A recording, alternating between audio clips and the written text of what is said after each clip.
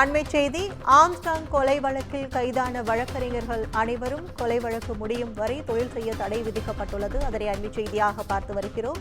Armstrong கொலை வழக்கில் கைது செய்யப்பட்ட வழக்கறிஞர்கள் வழக்கு முடிவடையும் வரை 4 பேரும் தொழில் செய்ய தடை விதித்து தமிழ்நாடு மற்றும் புதுச்சேரி பார் கவுன்சில் உத்தரவிட்டுள்ளது. அதனை அண்மைச் செய்தியாக பார்த்து வருகிறோம். ஹரிஹரன், அஸ்வத்தாமன், சிவா, ஹரிதரன் ஆகிய 4 வழக்கறிஞர்களும் இவ்வழக்கு முடியும் வரை தொழில் செய்ய தடை விதித்து தமிழ்நாடு மற்றும் புதுச்சேரி பார் கவுன்சில் உத்தரவிட்டுள்ளது. கூடுதல் விவரங்களை செய்தியாளர் சுப்பிரமணியன் வழங்க கேட்கலாம். கூடுதல் விவரங்கள் சுப்பிரமணியன்.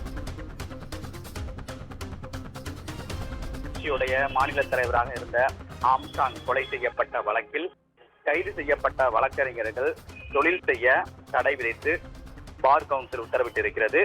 வழக்கு முடியும் முறை 4 பேருக்கு தடை விதித்து தமிழ்நாடு மற்றும் புதுச்சேரி பார் கவுன்சில் அதற்கான உத்தரவை பிறப்பித்திருக்கிறது.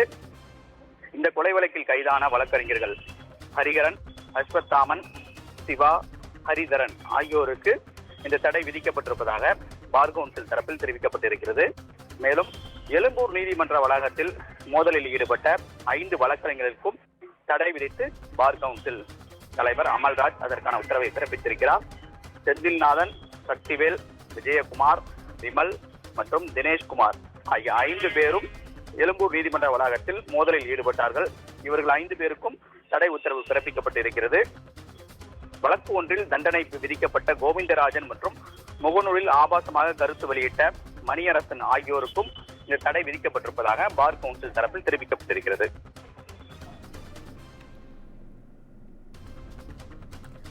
உங்கள் கூடுதல் விவரங்களுக்கு நன்றி சுப்பிரமணியன்.